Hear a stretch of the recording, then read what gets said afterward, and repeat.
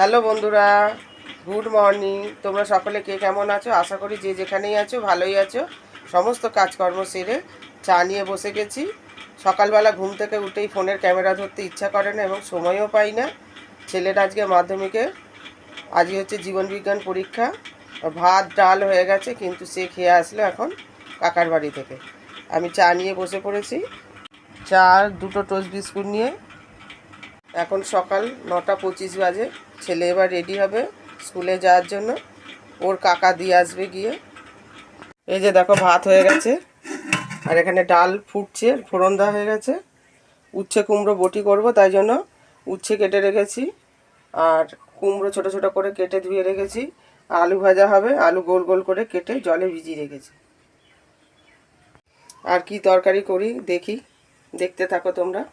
চলো কাকার সাথে।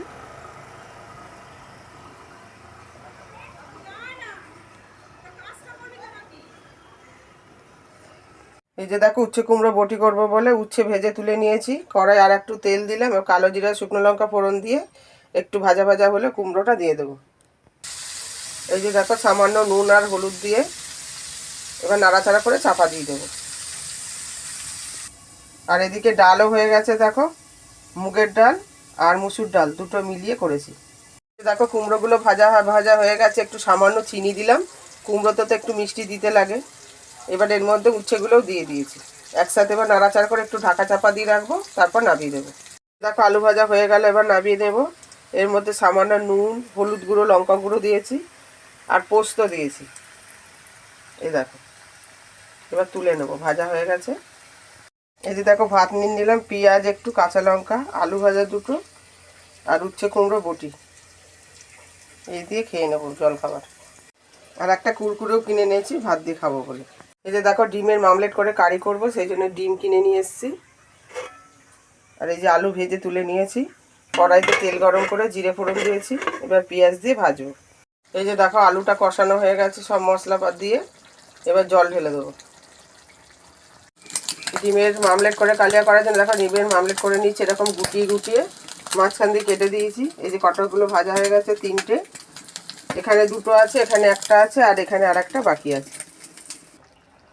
এই যে দেখো ডিমগুলো, ভাজা ডিমগুলো দিয়ে দিলাম। এবার ফুটলে আর একটু গায়ে গায়ে হলে শুকালে ঝোলটা, তারপর নামিয়ে দেবো। ডাল তো করেছি, এটা হলে আমার রান্না শেষ। দেখো কী কী রান্না হলো।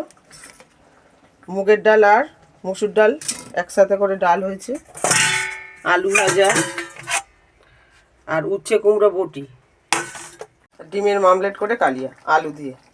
তো বন্ধুরা এখন স্নান করে উঠলাম, সমস্ত কাজকর্ম সেরে। আজকে অনেক কেচেছি, আকাশটার দেখো কি অবস্থা, তাও কাচলাম। দুদিন তো সময় পাইনি, ছেলেকে স্কুল থেকে আনতে গেছিলাম, দুদিন ভালোই রোদ ছিল। আজকে মেঘলা আকাশ, তাও কেচে দিলাম। কি করবো, জল ঝরে যাবে, হাওয়াতে শুকাবে। বৃষ্টি পড়া শুরুও হয়ে গেছে ফোঁটা ফোঁটা। এখন 1:45 বাজে। এই দেখো জামা কাপড়গুলো তুলে এই দোকানের ভেতরটায় দিয়েছি, রোদ্দুর উঠেছে, সেই জন্য সব জামা কাপড় আবার বাইরের দিকে দিয়ে দিয়েছি।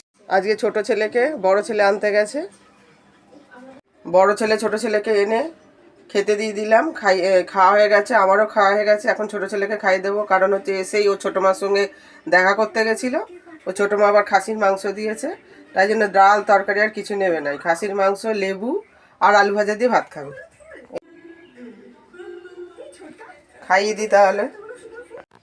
3:30 বাজে, এখন কারেন্ট চলে গেছে। দেখো বাইরে ব্লাউজ নিয়ে বসে গেছি, ঘরে তো কিছুই দেখা যাচ্ছে না, অন্ধকার। দেখিয়েছিলাম কারেন্ট চলে গেছে, বাইরে গিয়ে বসে ব্লাউজ নিয়ে বসেছিলাম। তারপর 10 মিনিটের মধ্যেই কারেন্ট চলে এসেছিলো, তখন ঘরে ঢুকে গেছি। আবার টিভি দেখতে দেখতে ব্লাউজ হেম করেছি। আজকে আর শুইনি, ইচ্ছা করেই। কালকেই ব্লাউজগুলো জমা দিতে হবে। আর এর মাঝে অনেক কাজ হয়ে গেছে। এখন 5:10 বাজে, হাজব্যান্ড এসেছিলো কাজ থেকে, তাকে খেতে দিলাম, আবার একটা কাজে বেরিয়েছে। তারপর এঁঠো বাসন মাজলাম, বোতলে জল ভরলাম, ঠাকুরের বাসন ধুলাম, কারণ সন্ধেবেলা আবার দিতে হয় ঠাকুরকে খেতে, তারপর শয়ন দিতে হয় রাত্রে। এখন বসে বসে সেলাই করে যাচ্ছে, একটু বাদে চা খাবো। তা যেদিনকে বিকেলবেলা ঘুমাই না, সেদিনকে তাড়াতাড়ি চা তেষ্টা পেয়ে যায়, চা খাই, ঘুমটাও ছাড়ে। চা নিয়ে চলে এসেছি, চা খেয়ে একটু এনার্জি করে নিই। শুভ সন্ধ্যা বন্ধুরা, যে সন্ধ্যা দেওয়া হয়ে গেছে। এই যে প্রদীপ আর ধূপকাঠি দিয়ে সন্ধ্যা দিলাম। অনেকক্ষণ পর আবার ফেরত আসলাম বন্ধুরা, টিউশনি করা হয়ে গেল। এবার ছেলের বায়না হয়েছে ঝাল সুজি বানাতে হবে, এই যে ভাজতে দিয়েছি। ছেলের বাবারও আবদার। সুজিটা ভেজে নিচ্ছি। আর এই যে আমাদের গাছ থেকে তুলে আনলাম কারি পাতা, এবার ধুয়ে নেব। আর এই যে বাদাম ভাজা কিনে এনেছি ঝাল সুজি বানানোর জন্য। দেখো সুজিটা ভেজে তুলে রেখেছি। আর এখানে পেঁয়াজ, কাঁচা লঙ্কা, শুকনো লঙ্কা আর সর্ষে ফোড়ন দিয়েছি। আর পেঁয়াজটা ভাজা ভাজা হলে তারপর কারি পাতা দেবো। আর দেখো লেবু আর টমেটো কেটে রেখেছি। বাদাম খেতে এত ভালোবাসি, আর মানে কিছুটা আমার বাদাম মুখে খেয়েই নিচ্ছি, চালান হয়ে যাচ্ছে। পেঁয়াজটা ভাজা ভাজা হয়ে যাওয়ার পর টমেটো কুচি দিয়ে দিয়েছিলাম। টমেটোটা একটু নাড়াচাড়া করে তারপর সুজি দিয়ে দিয়েছি। এর মধ্যে নুন, হলুদ, চিনি সমস্ত কিছু দেওয়া হয়ে গেছে। আর জল হাতে করে আঁচড়া দিয়েছি। তারপর একটু নাড়াচাড়া করে আবার ঢিমে আছে চাপা দিয়ে রাখবো। আর একটু জল আঁচড়া দিলাম, তাহলে ভালো সেদ্ধ হবে। বাদাম অনেকটা খেয়ে শেষ করে ফেলেছি, আবার 5 টাকার কিনে নিয়ে আসলাম। এই যে দেখো, এইটা আবার নিয়ে আসলাম, যে কম পড়ে যাবে সেই জন্য। দেখো এবার সুজি সেদ্ধ হয়ে গেছে, কি সুন্দর ঝরঝরে হয়েছে দেখো। একবারে বেশি জল দিয়ে দিলে তো একদম গলে যাবে, ঝরঝরে ভাবটা আসবে না। এখন লেবুর রস দিয়ে দেবো আর বাদাম ভাজা দিয়ে দেবো। আর একটা জিনিস দেখো, দুপুরে আলু ভাজা করেছিলাম। আর ঝাল সুজি তো আলু, গাজর, ক্যাপসিকাম সব রকম দিয়ে করে, ফুলকপি সব কিছু দিয়ে সবজি দিয়ে করে, কিন্তু আমি তো দিইনি। আমি এই আলু ভাজাটা এর মধ্যে ভেঙে ভেঙে দিয়ে দেবো। এই যে দেখো আলু ভেঙে ভেঙে দিয়ে দিয়েছি, বাদাম ভাজা দিয়ে দিয়েছি। এবার এই যে লেবুর রস দিয়ে দেবো। গ্যাস অফ করে দিয়েছি। লাস্টে লেবুটা দিচ্ছি, লেবুর রস চিপে দিচ্ছি, এতে টেস্ট হবে ভালো। আর বাদাম ভাজাটাও ক্রাঞ্চি ভাব থাকবে।